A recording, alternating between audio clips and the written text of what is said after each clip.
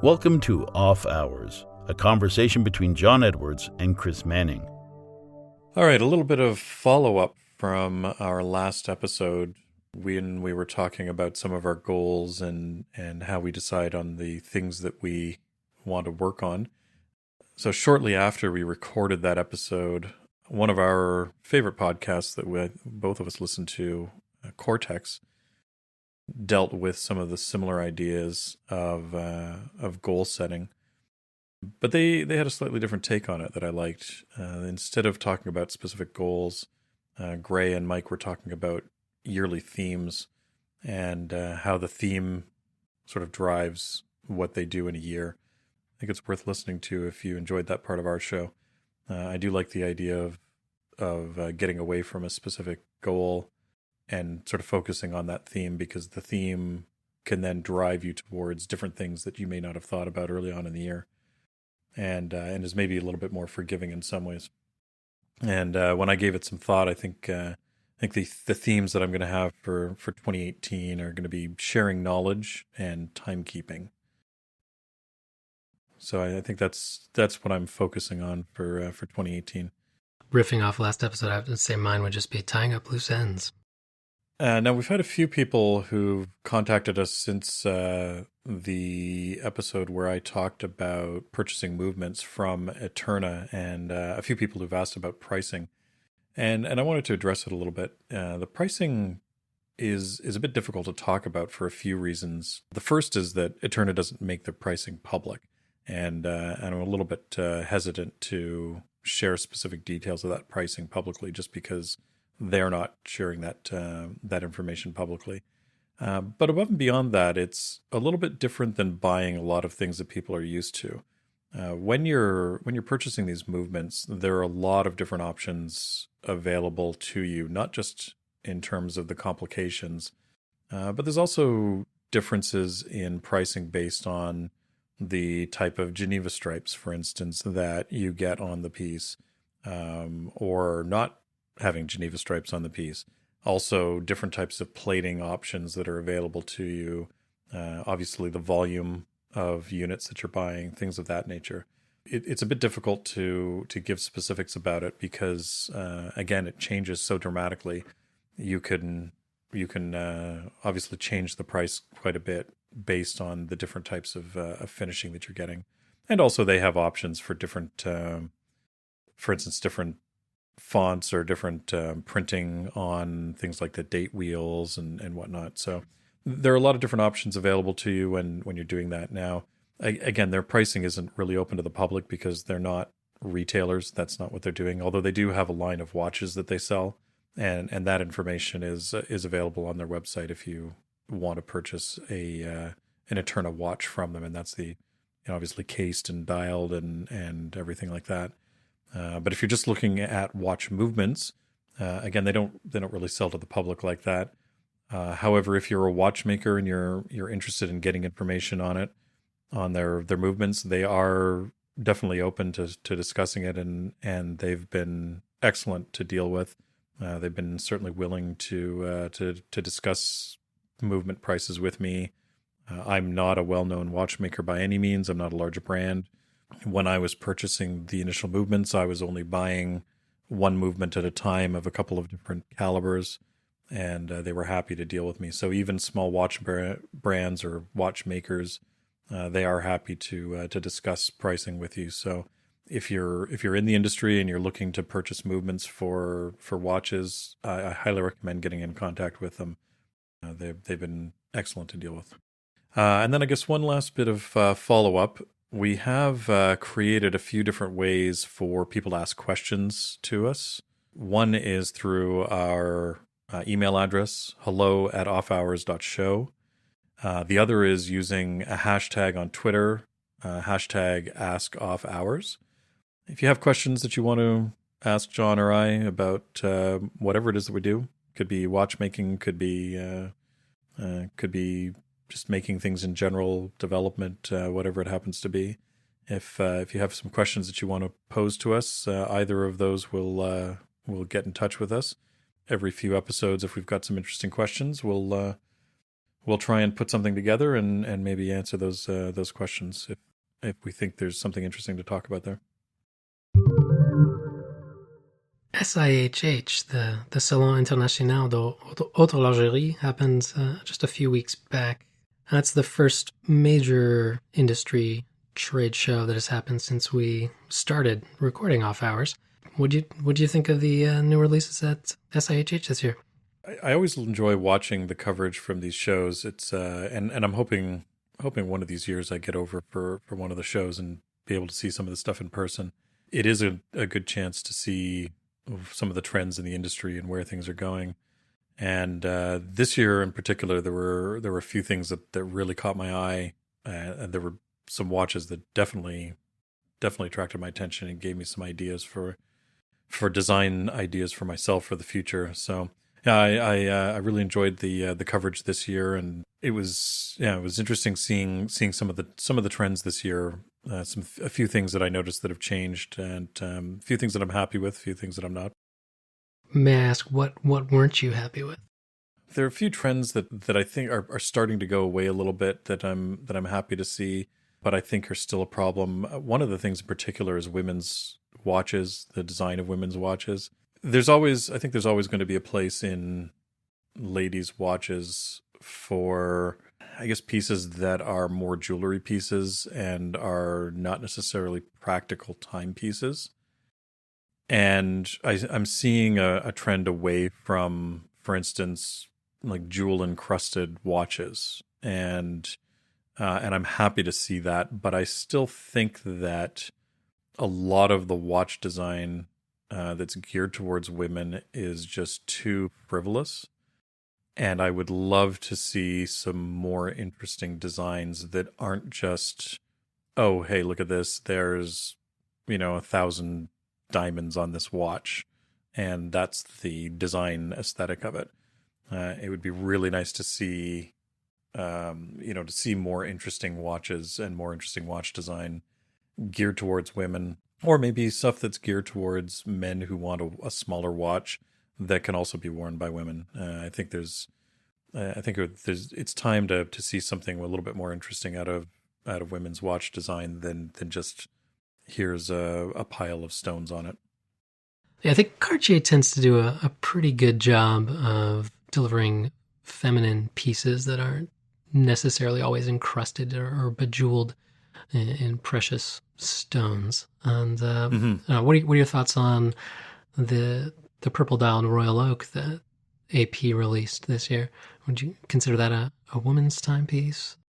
Absolutely. I think that there are a lot of women who are wearing watches that are probably being designed for men originally, which is great.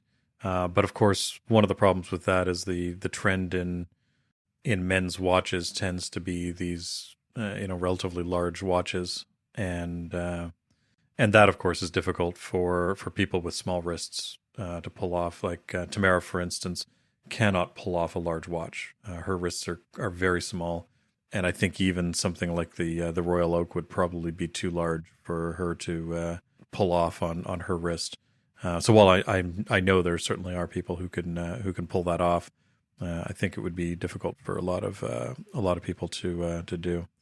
The one I saw that really caught my attention that is geared towards women, and I was a little bit surprised because I think it's a great design, and other than a few diamonds that are on it, I would totally wear this watch myself. Romain Gautier's Insight Micro Rotor. The thing that I found interesting about this watch, first off, they did a men's version of this watch last year, I think it was. This one is identical in size, in case size, to the one that they did last year that was directed towards men. I think it's around a 38 or 39 millimeter case. So I thought that was interesting that they chose not to differentiate the two designs by size, because that's a very common thing. But I love what they've done with this, especially the version with the black mother of pearl. I think it's a very striking design. The micro rotor, again, my only complaint about this watch is that the micro rotor has diamonds on the ladies' version of it, whereas the men's version does not have diamonds on it.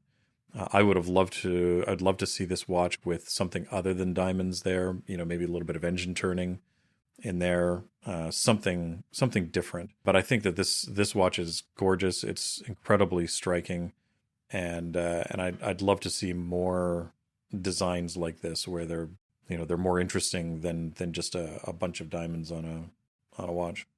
Yeah, Romain Gaultier being just a very bespoke brand. I'm sure if you told him you didn't want the diamonds on the micro rotor, he would be more than happy to comply if you're willing to shell out the coin to acquire one of these pieces. Yeah, at the price that they're at, I'm sure that I'm certainly not going to be in a position that I'm ever going to be able to afford one of these watches, unfortunately. But I'm sure at that price, if you said, "Hey, let's lose the diamonds," they probably would. But but looking at this watch again, I would gladly put this watch on my wrist and wear it. I think this is a gorgeous design. I love the colors that are in it. I love the visual contrast of textures, and yeah, I'm happy to see that. Another piece that, if I recall correctly, it actually does have a diamond bezel on it, but diamonds aren't really the front and center piece, and there might be a version of it without the diamonds as well. Cartier had a new piece this year called the Revelation. Something like 900 gold beads sandwiched between two pieces of sapphire, with a sapphire image of the Cartier Panther in the crystal. It's a very unique piece for women, where if you tilt the watch and play with it back and forth, the gold beads will fill in the visage of their panther and then slowly disappear and trickle down. It's the way the beads would falling through, say, an hourglass. Oh, that's interesting. I hadn't seen that piece when I was looking through. That's a great idea. I like that design. Yeah, very unique. But it's got the price tag to match. Yes, unfortunately, something people will realize when they start looking through some of these watches is that none of these are inexpensive watches, and I will not be wearing any of these watches anytime soon, unfortunately. It's one of the reasons why I make pens, and one of the reasons why I'm making watches is that I can't afford many of the watches and pens that I want, so I'm making the things that I want instead. Well, that's how FP Journe started. So yeah, that's true. That's true. Now, sticking with Cartier, one of the designs that did catch my attention was the Cartier Santos, and from what I understand, this is a reimagining of an older design watch or an older style of watch that they did many years ago, and I'm a huge fan of what they've done with this. Now, I'm a big fan of sort of the Art Deco era and a lot of the very bold graphic style of that. And this watch is great. I love the squareness of it while still using sort of rounded corners. I love the exposed screws around the bezel and holding the bracelet together. I love so much about this watch. I haven't really been a big fan of a lot of the Cartier design. I find it too jewelry-esque. I tend to prefer watches that are a bit more subtle. But this I love. I love the look of this. I love the graphicness of it, and it just looks great. Their drive, which I believe they only just introduced in 2016, has a very unique, a very becoming aesthetic to it too. And they, I believe, for the first time, they released it in steel this year at SIHH. Oh, really? Which is also it's not round, it's not square, it's not a squircle or a hyperellipse. It's got a unique shape all its own. Yeah, or a torneau. Yeah. It's not one of the classic shapes, and I think the other classic shape that Cartier tends to do is a rectangle with rounded corners on it, and I've never been a big fan of that. I think that probably works really well for people with small wrists. Being someone with larger wrists, I find that something that's too narrow doesn't look good on me. But this, I think, would look great. I think this is a really nice shape and really nice proportions without being massively large. Now, maybe some of that might be influenced by the fact that I've been wearing an Apple Watch for the last couple of years, and So the square watch aesthetic has become something I'm used to, just because that's what I've been seeing on my wrist for the last few years. But maybe that's what it is. But anyways, I'm a big fan of the way that this design looks. Another reason I think Cartier has succeeded in making some very feminine pieces, or at least pieces that are targeted more towards the female side of the market without being ostentatious or overly blingy, is that they have a phenomenally talented watchmaker heading up their watchmaking division, who is a woman, Carol Forestier Casapi, who's just a brilliant, and very accomplished watchmaker. She first made her name for herself in a watchmaking competition back in the late 90s, where she developed as a student what is effectively the predecessor to the Ulysse Nardin Freak. And she actually went on to work at Ulysse Nardin and help bring that Freak to market. And then has done some similar work at Cartier as well, with things like their Astral Tourbillon and whatnot. But I think having that feminine touch that high up in the company is what has enabled them to bring watches to market that do appeal to more of a female clientele. There was an interview with one of the CEOs of the large brands, and I want to say that it was Patek, but I can't remember now for sure. And he had brought his wife in, who had worked as a designer in fashion before, to work on some women's watches for the brand, because he made the good point that not having a small wrist, not being a woman, it's difficult to design without understanding that aesthetic well, and not, it's easy for me to design something that I want to wear because, well, I just have to look at my wrist and imagine what I want, and there's obviously some interest in that, but it's nice to hear that there's a woman heading their design team, and that they're taking advantage of that, because frankly, I think there needs to be more women designing watches for women. I think that's going to be the best way that we get better watches.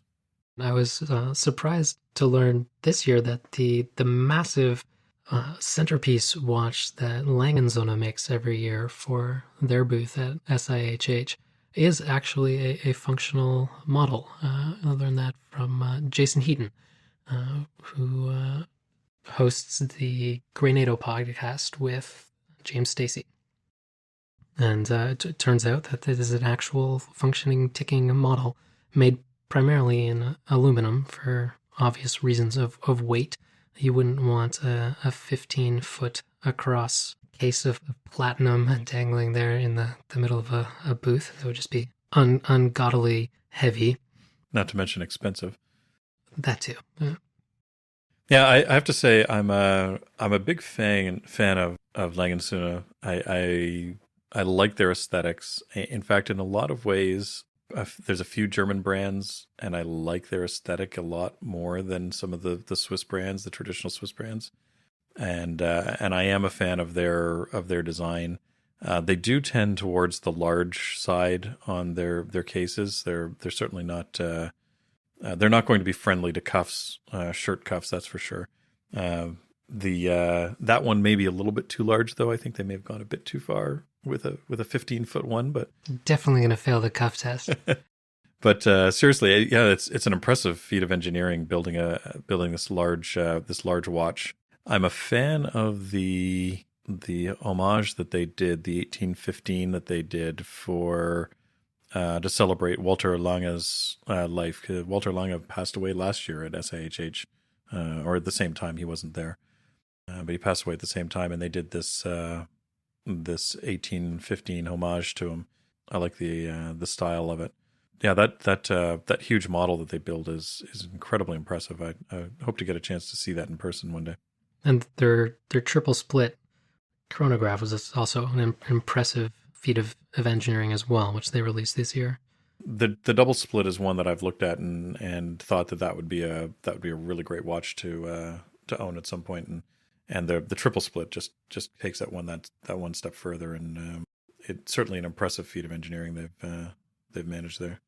A split chronograph, or rattrapant, for anyone who might not be familiar, is a chronograph, which is essentially like a stopwatch that is integrated with a normal timekeeping watch, wherein as the hands are traveling, there's actually another hand hiding beneath, say your main seconds hand in a regular split chronograph. In a double split, you'll have the minutes mirrored as well, and then in the triple split, which Lang released this year, they're also mirroring the hours with another hand underneath it.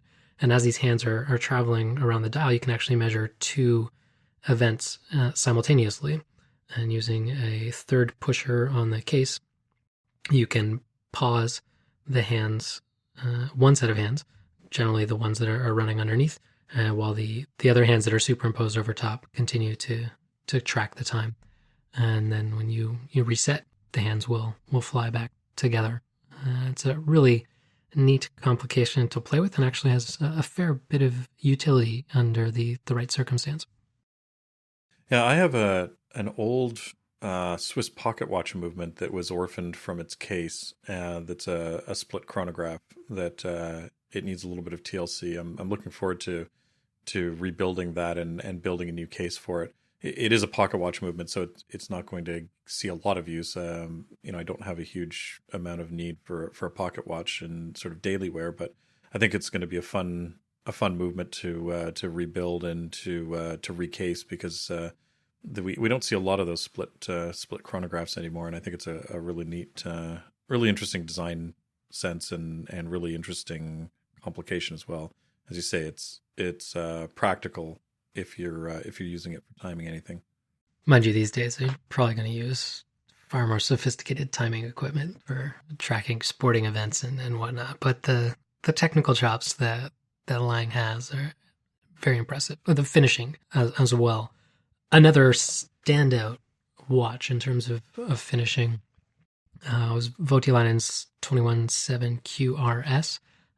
Not the easiest name to remember, but that was his new release this year at SIHH, and that featured an integrated retrograde date. So it uses a hand on the dial to indicate the date, and it's not done in a full circle, but rather in an arc. And as the hand moves around and transitions from the 31st to the 1st of the month, it will just gently make its way back to the 1st, rather than continuing its arc. I'm always impressed with the work that Kari does and his team. I am a huge fan of his watches, and I always love to see the new pieces that he has out every year. But the finishing on his watches is second to none, and his complications are fascinating. I like to see what he does with his stuff, and he's always one of the very first watchmakers that I look up whenever there's a new show, so that I can see what he's released, because he is always doing interesting work, and it's always worth checking out. And it just epitomizes craft. Oh yeah, absolutely. It's nice to see someone who is still independent and doing fascinating work. They're not producing a lot of watches. I remember hearing roughly how many watches they produce a year, and it's not. I don't think it's 1,000 watches a year, the team that's there, but they're doing fascinating work, and it's all at the highest level. So I love seeing that he's managed to maintain his independence from the big brands and still be able to produce these gorgeous watches every year. Yeah, and part of maintaining that independence has required him to bring more and more of the work in-house. For a long time, he was having dials made by Vauchot, who also supplied Parmigiani Fleurier, where Voutilainen got a lot of his early training working under some of the master watchmakers. Being a small brand, it's hard to get high-quality dials ahead of the bigger groups who are willing to pay more and to throw their weight around. So he actually bought up a dial manufacturer a couple of years ago and has brought all of that in-house. So the engine turning that he's able to create and to pump out is incredible. And he's actually in the position now where he is supplying other makers, not just for his own watches, because he's got enough capacity there within his own brand that he's actually able to do work for brands beyond just his own watches. Well, that certainly makes sense, and I know for myself, going down this path and looking to see what I can make versus what I can get done, having the ability to do this stuff in house is very liberating, and it is challenging trying to find people who are willing to do high quality work for you if they're, if you're looking outside of your own shop to do it. So I can appreciate that that he's done that. And his engine turn dials are gorgeous. I'm a huge fan. Being an engine turner, I'm a huge fan. I certainly look at his dials as inspiration for some of the work that I'm looking at doing. So yeah, it's nice to hear that that he's managed to do that, and that he's managed to expand the business to be able to do work for other people as well. Mm-hmm. Yeah, I've got nothing but the highest praise for Voutilanen's work. So another interesting bit of engine turning I've noticed recently, and this isn't something new to SIHH 2018, but Montblanc has taken their logo and actually turned that into an engine turning profile or motif, and they've done some neat things with that in a number of their watches. I believe it's, I don't know for certain, but I think it's Villeray, which Montblanc also owns, that does their engine turning work for them. Quite a neat look. Definitely a look I've not seen on any other brand, for good reason, being that it is their logo. I was just wondering what your thoughts were on that, given your expertise in the area. Yeah, I'm just looking at the 4810, which seems to be the dial they've done this on. And it's a great look. I also like the fact they've chosen to offset the center of the pattern. So this is something, if you're taking a look at this watch, this is done on a rose engine. And they've created a custom rosette for that rose engine to be able to do this work. This is certainly not something that you're ever going to find on somebody else's engine. Unless they do work specifically for Montblanc, because this is not a typical pattern. But I think that the choice of, well, first off, their logo I think works well for this kind of work. One of my big complaints about engine turning on watches is people tend to focus around the center of the dial because it's very easy to set up. You can put it into a chuck and it's automatically centered at the center of the dial where the hands are, and it's very, very easy to do that work. And I think it's kind of lazy of most engine turners to do that. There's certainly a time and a place for it, and there's certain elements that definitely work best if they happen to be concentric with that center. But I think too many people sort of work from that center and never experiment beyond that. So I like seeing this. The version I'm looking at is a tourbillon movement, and they've got the tourbillon exposed at the 6 o'clock position, and that's what they've chosen to center their pattern on. And that's a great design choice. They've also chosen not to engine turn the entire dial. Some of it is at a lower, sort of the lower third, I guess, is another plate down below that's been exposed, and you can see the Geneva stripes on that plate instead of the engine turning.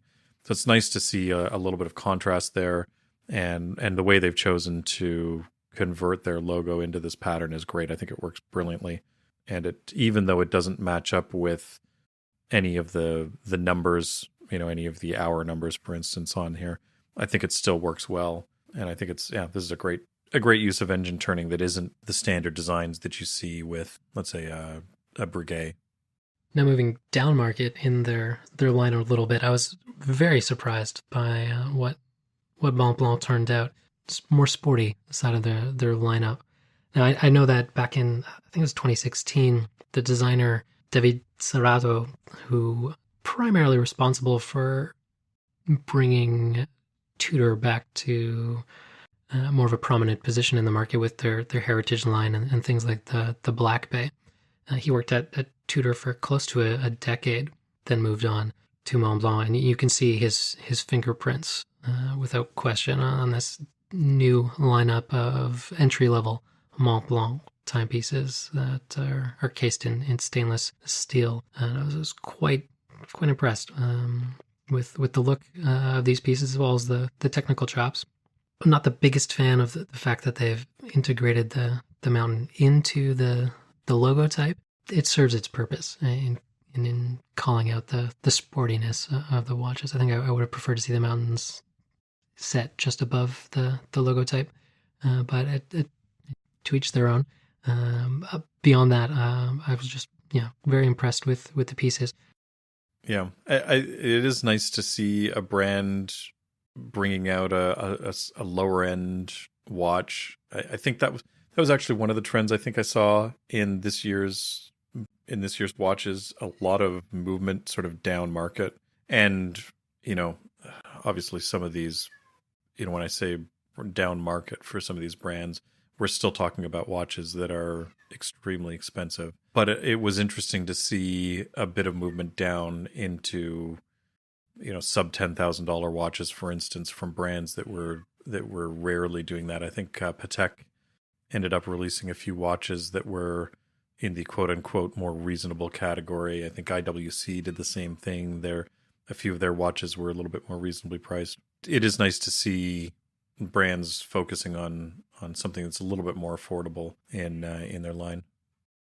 One watch that we didn't mention is the new Vacheron Constantin Métier d'Art. Their balloon ones, those are gorgeous. I'm a big fan of the Métier d'Art, but this one with the plique à jour enamel work. Plique à jour is a technique that doesn't have any backing behind the enamel, so it's very similar to a stained glass effect. It's extremely challenging to do well because it's a translucent enamel. You fire it onto a temporary substrate like a mica or stainless steel, and then remove it afterwards. It's so difficult to do well. These look absolutely gorgeous. Plus the engraving work that's being done on these balloons. These are the top end of the Vacheron line, and they are gorgeous. I've always been a big fan of the Métier d'Art, but these particular ones are beautiful. Again, The most impressive execution I've seen in this domain would be on a Kerry Vautier timepiece. Yeah, he did a case back using the same technique. Yeah, it's unbelievably risky to commit to this technique as a in any kind of production sense. I know these are small numbers, but still they're. I can say for myself, I would never commit to doing more than a single watch or a single piece using this technique, just because trying to maintain the consistency between pieces would be so challenging. And hats off to the enamelists that are working there, because these are remarkable pieces.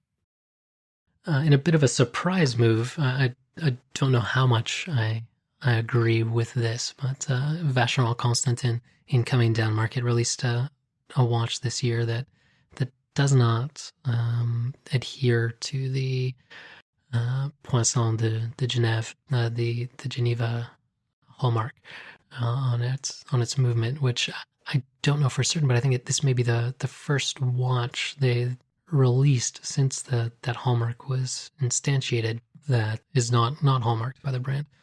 Waters down the brand a little bit, but I mean it's been a tough few years for a couple of these brands, so there is reason for them to be moving down market a bit. But with Vacheron, there are ways that they could have achieved a lower priced movement without forgoing the Geneva hallmark, and they didn't even do any of the engineering work really. This particular model, they're relying on other brands under the Richemont umbrella. So it just it was disappointing, I guess. I would say. It wasn't very Vacheron Constantin of them. I'll put it that way. Because they're in that larger group, I wonder how much need is there for that brand to do this. Precisely. There are other brands in that group where they could have release this kind of watch, and it would have been more in keeping with the work that they're doing. I can understand if you're an independent of those big groups. If you're somebody like a Rolex, for instance, you need to be able to provide an offering at all different price points for your customers, because you're the only ones providing that within your organization. But inside of these larger groups, I think I don't think it benefits them by sort of muddying which brands are using, or doing what within the group. If you've got that stable of brands available to you, why not maintain the exclusivity and the higher end design and feel of the Vacheron, and let one of the other brands take on the lower end market. Mm-hmm. And a brand under the umbrella that I think did that quite well this year was Baume & Mercier with their the Clifton Balmatic, which is a 5-day automatic watch that is powered by an entirely in-house caliber of the BM 12-1975A. It's an impressive feat of engineering given the price point for the brand, and given that it was built basically from the ground up. Obviously, you've got a silicone hairspring in there, which is actually quite unique unto itself. I don't know of another brand that has layered two different silicone hairsprings together the way that they have, in order to combat some of the issues that you encounter as far as isochronism is concerned with the hairspring as the power winds down in the watch, which is very important when you've got a 5-day power reserve on a piece. You can have quite a gradient or potential gradient of power coming to the oscillator. So they call it a twin spire technology. That's their marketing term for it. But essentially they print, I guess it's etch, two silicon hairsprings that have different alignments in their crystalline structure, and then they fuse the two together with a silicon dioxide layer that also doubles as a degree of temperature compensation, which also helps improve the isochronism of the piece. So isochronism is essentially just how well a mechanical timepiece is going to keep time over time, or any timepiece really, how well it's going to keep time under varying conditions, which they've done such a good job of that. These are actually chronometer grade movements in these watches, and you can actually request to have the chronometer certificate from COSC for the watch that you purchase, and you can pick one of these up for less than $3,000. So it's impressive. And they've also done a silicon pallet fork and a silicon escape wheel, which means that you don't have to worry about lubrication there, or more particularly lubrication degrading at the escapement over time. So you get a quite long service intervals out of it. And on top of that itself, by virtue of having a silicon hairspring, it also has a free sprung balance, which is also going to give you more stable timekeeping over time. And also, to their credit, I mean, they've been testing this in the lab, they say, for close to 10 years before actually unveiling it, which is much better than what a lot of other brands have done, sort of experimenting on the market. Now, I haven't taken a really, really deep look at the movement, but it appears to use the same Seiko-style magic lever for the automatic winding. So I'm somewhat curious if it shares other traits with some Seiko calibers, because this wouldn't be the first time that a Swiss brand has licensed Seiko technology to very, or not very quickly, but more quickly bring an in-house movement to market. Priced at just under USD $3,000. There's some good value to be had there. Now, a watch that you can get for an order of magnitude less, that I would say give this a run for its money, is Tissot's Powermatic 80, which on the secondary market you can pick up for as little as $350. Another piece that jumped out at me, but is in the realm of the unobtainable, was another of Panerais pieces from their lab program, their R&D arm, It was the L'Astronomo. And what I thought was interesting about this piece was the way that they displayed the sunrise and sunset complications. So this is, as the name suggests, an astronomically oriented timepiece. So it has the equation of time and day-night indication and moon phase and all of that. But nestled in down along the periphery of the dial, around, say, the 7, 8 o'clock area and the 4, 5 o'clock area on the dial, you've got your sunrise and sunset times that are configured to a location on the planet that the purchaser of the watch would request when ordering the piece to have made for them. And it's just a cam-driven system that will, over the course of a year, show you the time that you can expect the sun to rise and the sun to set each day where you've had the watch calibrated for. Yeah, I saw this watch and I find this watch technically impressive, and like so many watches that Panerai make, it does nothing for me. I wouldn't wear it, but I like what they've done in terms of the positioning and that it's subtle. I think the technical side of it is unbelievable. I think the dial is horribly illegible. I can't, every time I look at this, and I'm staring at the photos, I just find it so difficult to see what's going on this dial, and it drives me crazy. I think it's I can't imagine ever wearing this watch, but certainly from a complication point of view, it's impressive what they've done with it. I'm a big fan of these. Same thing with who was it that did was it Van Cleef and Arpels who did the solar system orrery? Yes, I'm again never.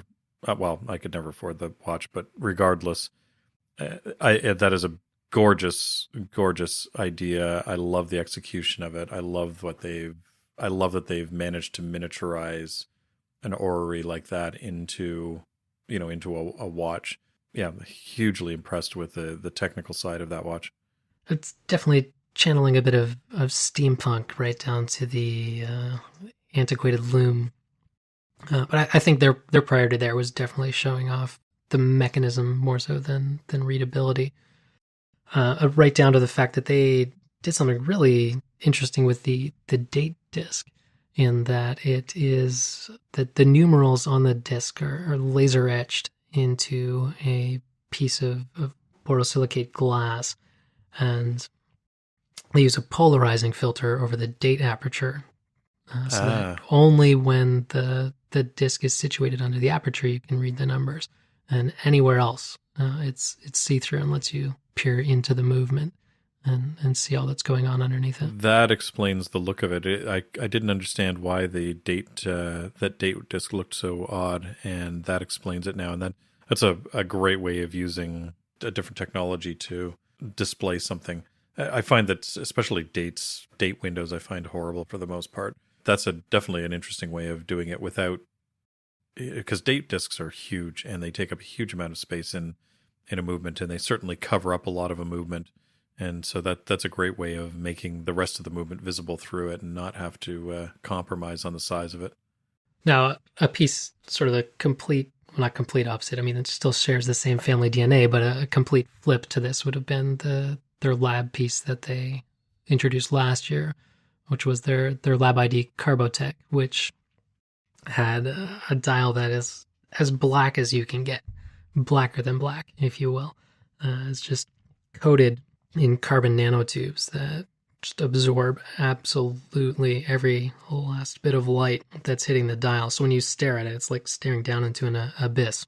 And Panerai is actually one of the few companies that could pull off using this sort of tech on one of their dials, because they're so well known for their cutout dials that they're able to cut down through the dial, have the luminescent material behind the dial, and then just have that entire dial just blacked out completely.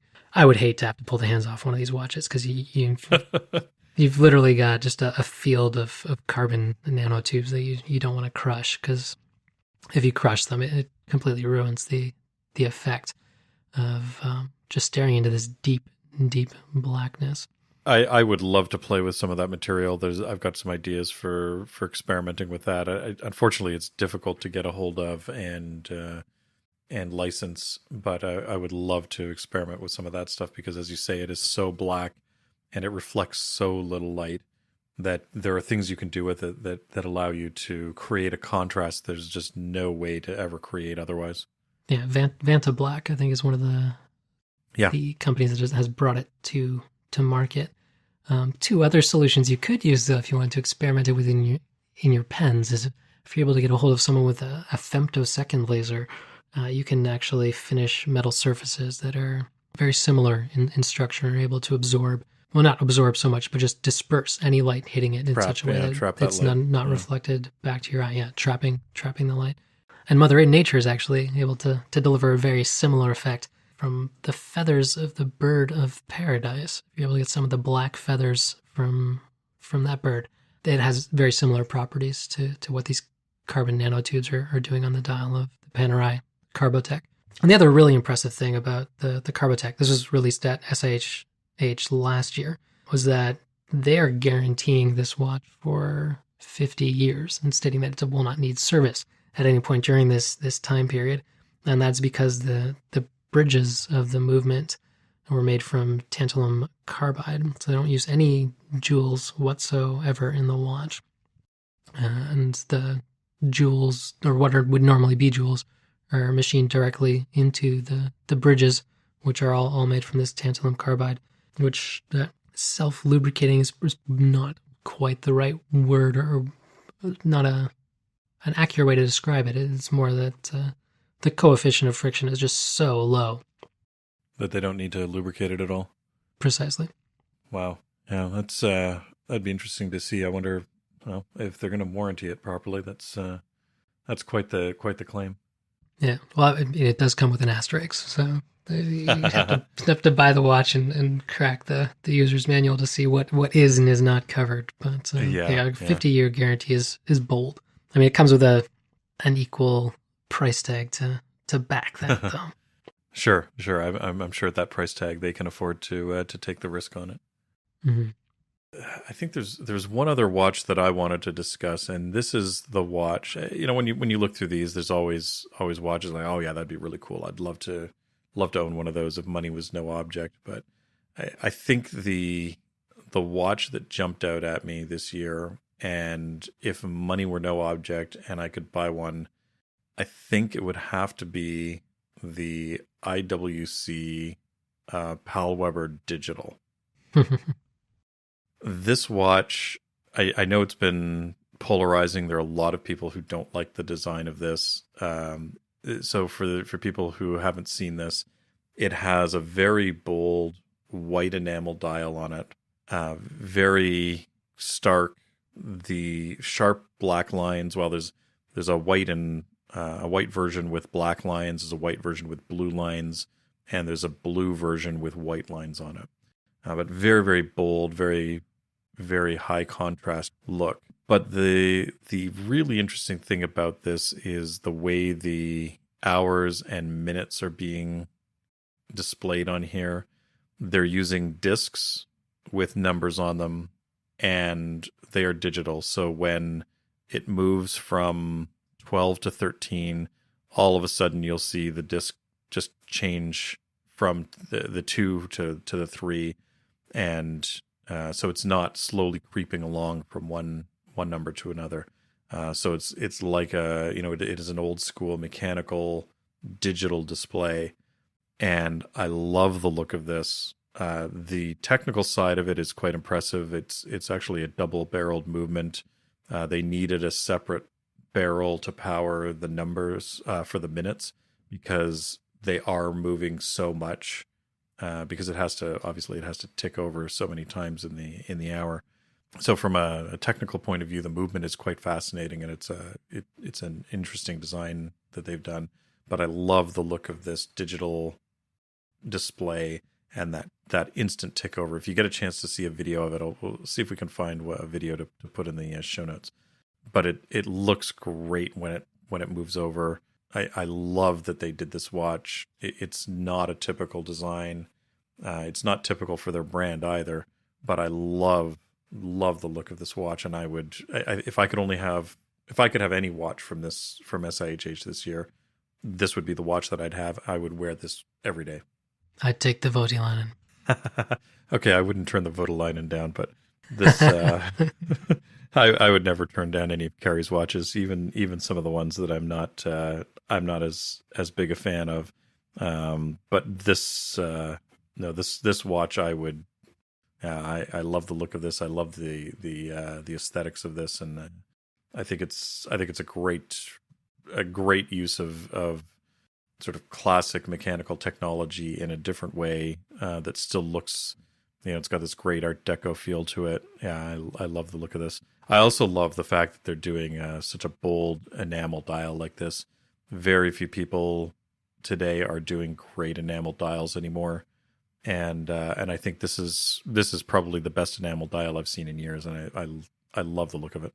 Yeah. No, it's definitely done an admirable job with the tribute to Paul Weber. Another set of enamel dialed watches, which were a bit of a surprise. Omega has taken the opportunity of using the Olympics to sort of tread on this SIHH territory a little bit. They announced a series of Olympic watches right around the time that the show was occurring, and then just recently introduced a series of 3 watches that are effectively the Podium pieces. You've got essentially silver, gold, and bronze. That's actually a white gold, a gold, and more of a rose gold piece. But they've got really nicely done enamel dials on there as well. Very classic. I would say that the only change that I would make to those is to do away with the Seamaster logo type at the bottom of the dial. But otherwise, a handsome throwback to the Omegas of old, with the best of Omega's modern technology ticking away under the hood. I like the design choices they've made for these dials. I'm bigger fan of the Speedmaster than the Seamaster sort of aesthetic, but I still think they've done a great job on these, and I think these are good. Unlike some, I find so many pieces that people make for things like the Olympics tend to be kind of kitschy, and they tend to the styling doesn't hold up very well. But I think these are going to be. I think these will hold up over time. They're certainly good looking watches.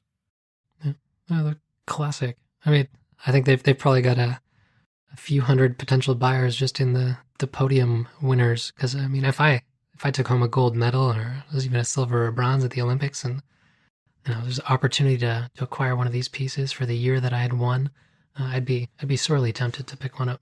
Oh, absolutely. I would certainly pick up one of these watches if I was in that position, and I would wear it. It's definitely a good looking watch. Well, it'll be interesting to see what Omega pulls out at Basel in just a few weeks' time.